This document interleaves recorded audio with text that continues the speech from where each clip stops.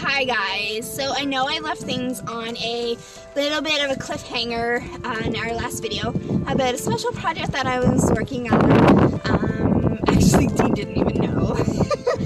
Of course, that's usually the normal with him, is I let him know when my projects are done. So one of my main projects is, I know we might have mentioned in the past, my love of horses.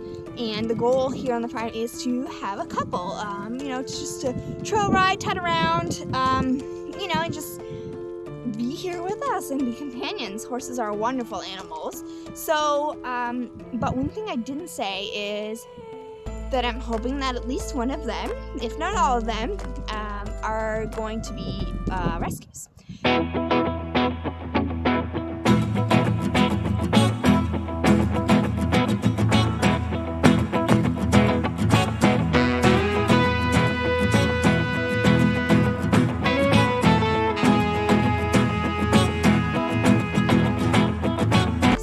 One of our dark and perhaps shameful secrets here in Canada is we still slaughter horses for meat, and we still do live export of horses to other countries for the meat trade.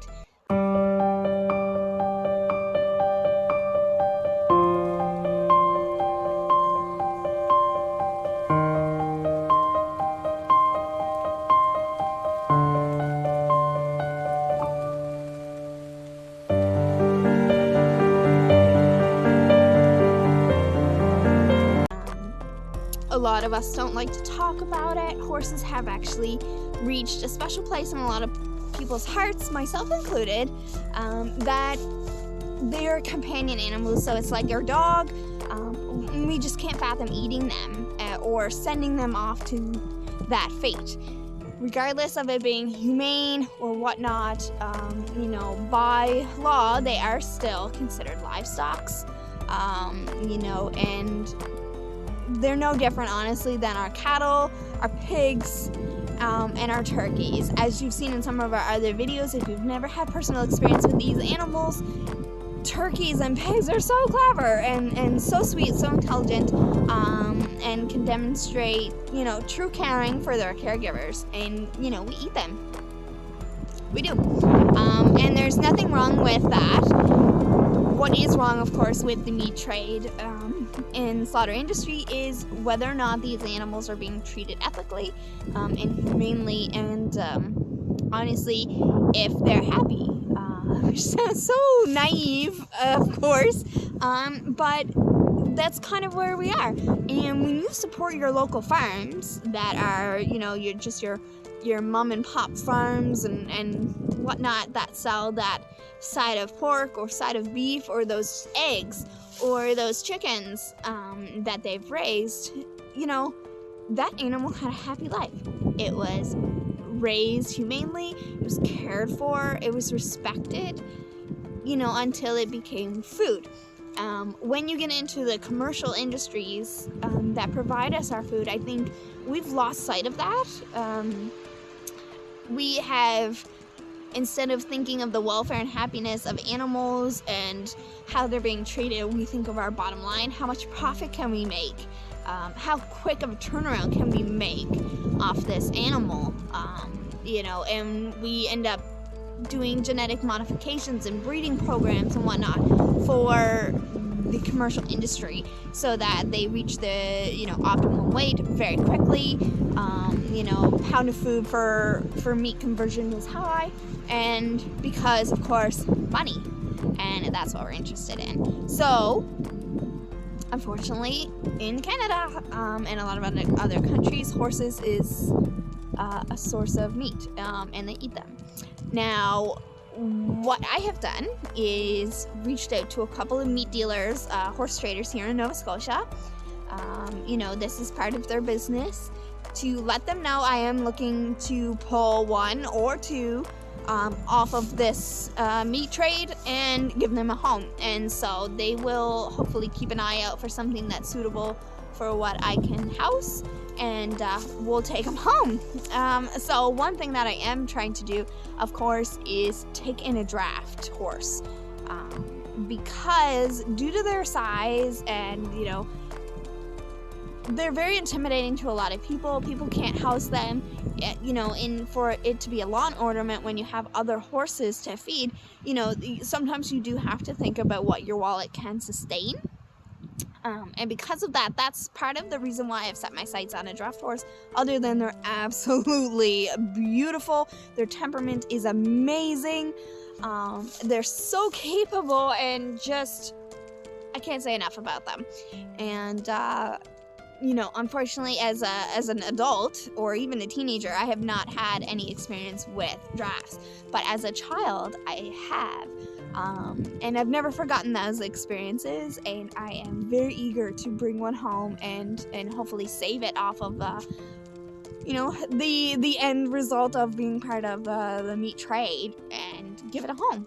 Now, a lot of these horses are either they're older, they're retired, maybe they can't be cared for by their owners anymore, and the meat traders will pick them up, and then they will be either slaughtered or transported to other areas to slaughter.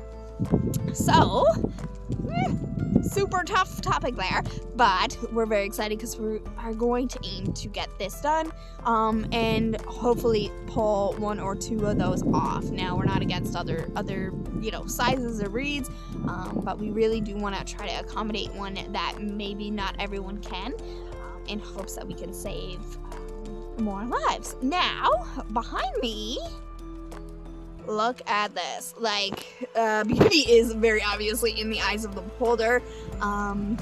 So where I'm at now, it's kind of the back of our property, and it is mostly clear. So this was logged previously, so all of the trees that are here for the most part are quite small, easy for me to cut down, and just envision my project.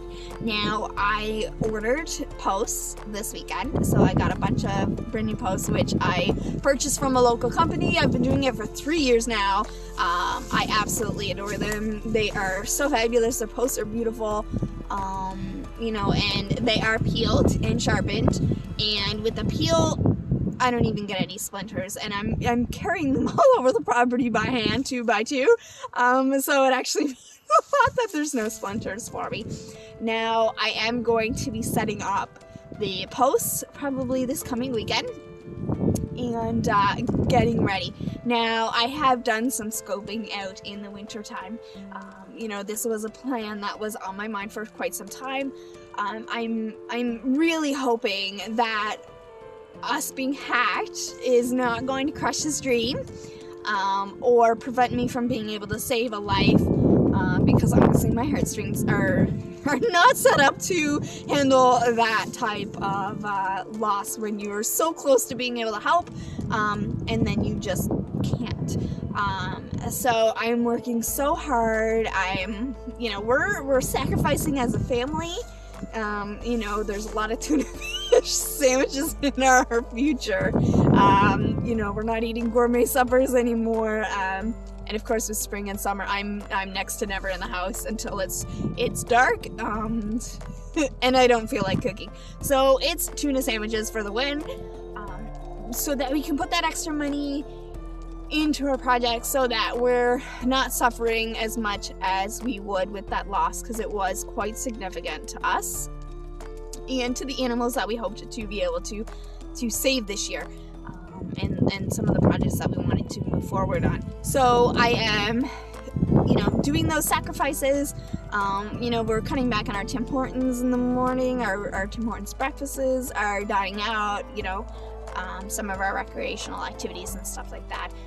We are focusing a lot more on, what people are giving away for free, like pallets, and lumber and shingles and stuff like that, in hopes that we can get things moving, and then put our money where it's really needed to finish the project. So, that was super long-winded, but I'm super excited because I really, really, really, really want to be able to do this. And when I purchased Finn, our ram, on the weekend, the lady there actually was a huge horse lover there. She did actually save a Clydesdale, and so he was completely starved, and he's only 4 years old.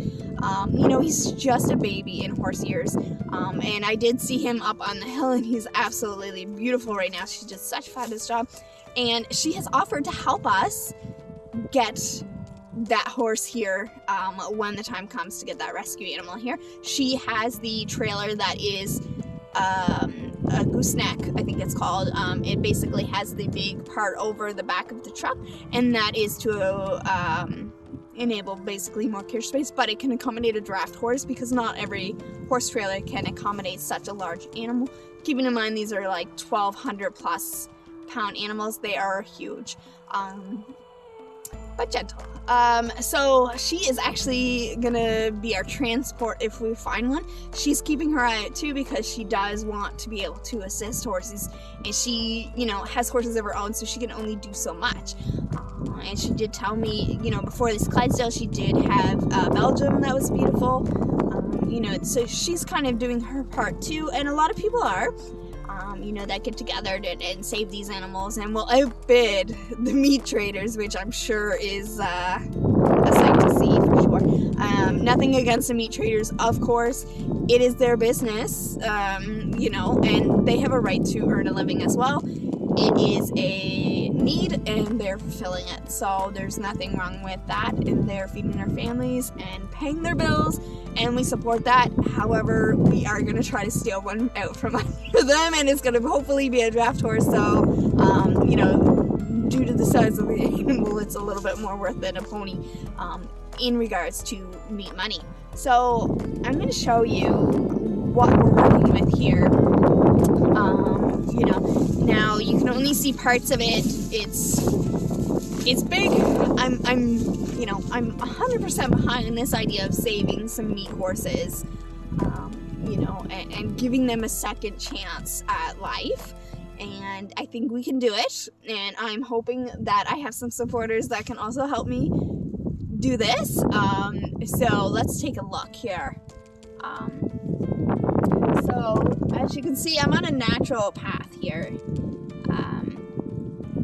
you know, we have some pine. There's a lot of trees that I have to cut, but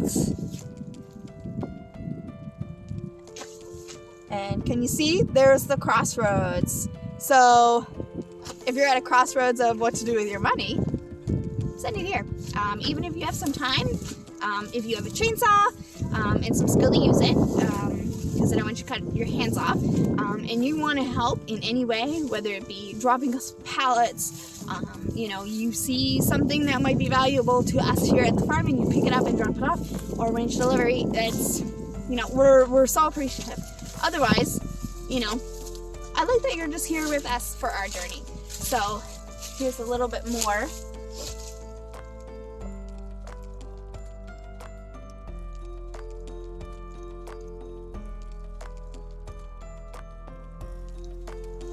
So as you can see, I have a lot of work to do. Not gonna lie, I have been doing it. I have been cutting up closer here to the goat pasture, which is where it ties on to. I've already scoped out the proper area for my barn, our big barn, that will hopefully come in the next 5 years. Maybe longer now, with the, of course, the theft. So, I'm just gonna give you another peek here. So as you can see, you know, it's basically a field. And, you know, you can envision it with a little work that this can be what I hope for it to be. I have already started. Now, this weekend the goal is to bring up some posts. I'm going to set some, and we're going to go back to cutting these little trees out and, you know, basically setting the groundwork so that if an opportunity comes, we're that much closer to being ready to save a life. So, and I think you can kind of see there's the goat pasture way up there.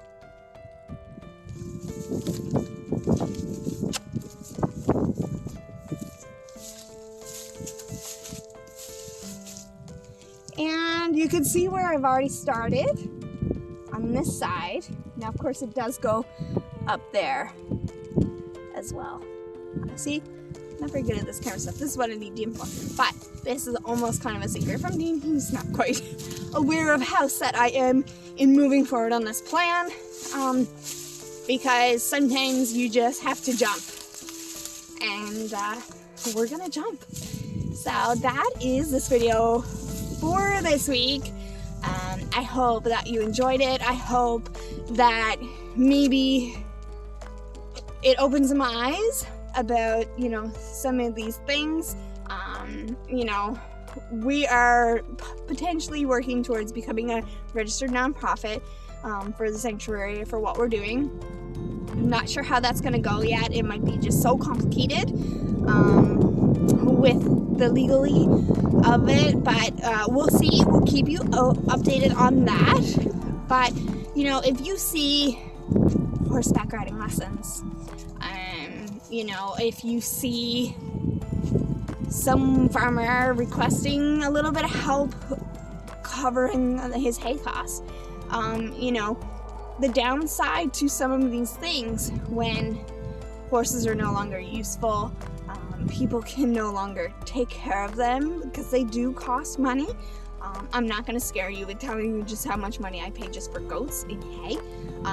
You know, so if you have the opportunity to help out, even if it's like going for a trail ride, you know, recommending a stable near you, if a farmer does a GoFundMe because their hay crop was just the bomb this year and they really need that hay to support the animals in their care.